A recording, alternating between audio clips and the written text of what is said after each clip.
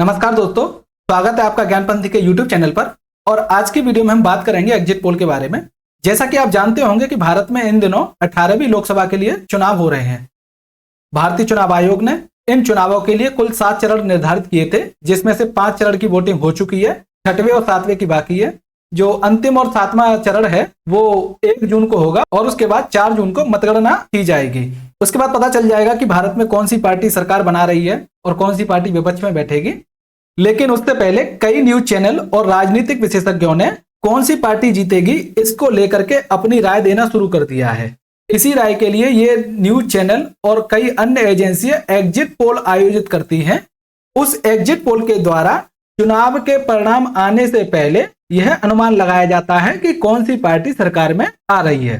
तो ये exit poll क्या होता है, इससे जुड़े हुए नियम क्या हैं, किस तरीके से आयोजित किया जाता है, और एक आपने सुना होगा ओपिनियन पोल, वो ओपिनियन पोल और एग्जिट पोल में क्या अंतर है, इन सभी बिंदुओं की चर्चा हम आज की वीडियो में करेंगे। तो चलिए शुरू करते हैं आज की वीडियो।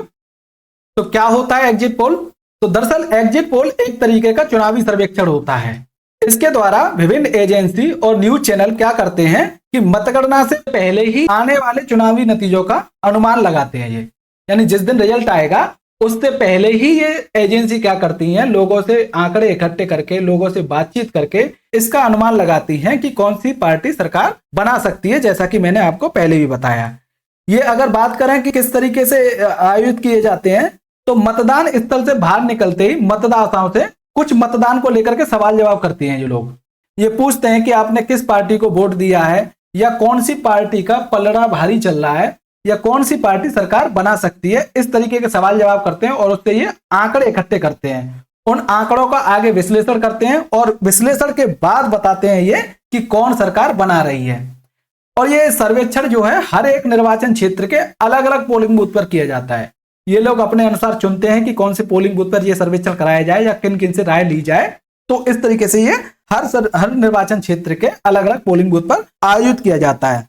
कुल मिलाकर इससे पता लगाया जाता है कि आखिर लोगों ने किस पार्टी को अपना वोट दिया है, और इससे इन्हें पता चल जाता है कि मतदाताओं का रुझान जो है किस पार्टी या किस गठबंधन की ओर जा सकता है। और इसी के आधार पर ये आगे विश्लेषण करके बता देते हैं कि फला पार्टी इतने वोटों से जीत रही है या फला पार्टी सरकार में आ सकती है। तो इस तरीके से ये इस सर्वेक्षण के माध्यम से या इस एग्जिट पोल के माध्यम से बता देते हैं। अब बात करते हैं कि ये ओपिनियन पोल से किस तरीके से अलग है एग्जिट पोल। तो अंतर की बात करें तो एग्जिट पोल मतदान के बाद ली जाने वाली राय है, जबकि ओपिनियन पोल जो है चुनाव से पहले ली जाने वाली राय है। यानी जब चुनाव आयोग चुनाव की तारीखें घोषित कर देता है और उसके बाद जब चुनाव के दौरान जो मतदाता वोट डाल के बाहर निकलते हैं उनसे राय ली जाती है, जबकि ओपिनियन पोल जो है चुनाव की शुरुआत से पहले ही कर लिए जाते हैं। चुनाव शुरू नहीं होते उससे पहले ही अलग अलग क्षेत्रों में जाकर ये एजेंसियां सर्वेक्षण आयोजित करती हैं, उसके माध्यम से राय बनाती हैं। तो यानी कि चुनाव के बाद ली जाने वाली राय एग्जिट पोल और चुनाव से पहले ली जाने वाली राय ओपिनियन पोल होती है। ओपिनियन पोल में भी लोगों से पूछा जाता है कि वो किसे वोट देने वाले हैं। आपको यहां अंतर समझ में आ गया होगा कि एग्जिट पोल में पूछते हैं कि आपने किस पार्टी को वोट दिया और कौन सी पार्टी जीत सकती है या कौन सी पार्टी का पलड़ा भारी है, जबकि एग्जिट पोल में लोगों से पूछा जाता है कि वो किस पार्टी को वोट देने वाले हैं। ठीक है, चूंकि एग्जिट पोल में पूछा जाता है कि मतदाताओं ने किसे अपना वोट दिया है, इसीलिए ओपिनियन पोल की तुलना में एग्जिट पोल ज्यादा सटीक माना जाता है, क्योंकि वोट डालने के बाद लोगों से राय पूछी जा रही है। तो हो सकता है इसमें ज्यादा सटीक अनुमान निकल के आए बजाय ओपिनियन पोल के। हालांकि इस ओपिनियन पोल का एक नुकसान यह भी है कि इससे मतदाताओं का मन बदल सकता है कि वो पहले किसी और दूसरी पार्टी को वोट देना चाह रहे थे, लेकिन जब ओपिनियन पोल में पता चला कि फला पार्टी जो है भारी बहुमत बना सकती है या फला पार्टी की ज्यादा सीटें आ सकती हैं, तो ऐसे में मतदाताओं का रुझान भी उस पार्टी की तरफ चला जाता है।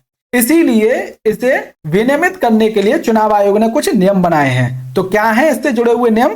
तो पहला नियम तो यह है कि एग्जिट पोल से जुड़ा हुआ नियम कि अंतिम चरण के मतदान पूरा होने से पहले एग्जिट पोल के नतीजे नहीं दिखाए जा सकते। यानी कि जब तक अंतिम चरण का मतदान पूरा नहीं हो जाएगा उससे पहले कोई भी न्यूज एजेंसी या कोई भी ओपिनियन पोल कराने वाली एजेंसी या कोई भी समाचार पत्र अंतिम चरण के पूरा होने से पहले इस एग्जिट पोल के नतीजे नहीं दिखा सकता, नहीं बता सकता कि इस चुनावों में कौन सी पार्टी बढ़त बना सकती है या कौन सी पार्टी सरकार बना सकती है।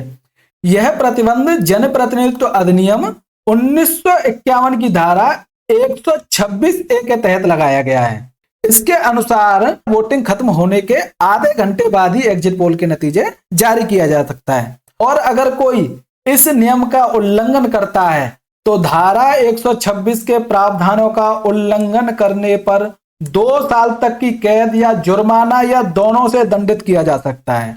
तो आपको समझ में आ गया होगा कि एग्जिट पोल क्या होता है, इससे जुड़े हुए नियम क्या हैं और एग्जिट पोल और ओपिनियन पोल में अंतर क्या है। तो उम्मीद है आपको ये वीडियो पसंद आई होगी। अगर पसंद आई हो तो वीडियो को लाइक करें और हमारे चैनल को सब्सक्राइब करें। धन्यवाद।